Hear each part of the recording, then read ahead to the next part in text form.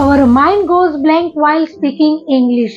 So friends, it's happened to everyone, especially when we are learning something new. Unknowingly, we feel all nervous. One way to overcome એને દૂર કરવા માટે friends, you must do speaking practice like a talk with family member and record your voice as much as can possible meanwhile a day.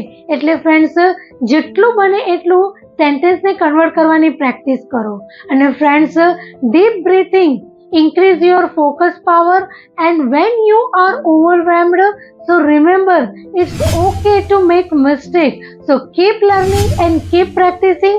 Over a time you can become a confident and fluent, express your thoughts in English language.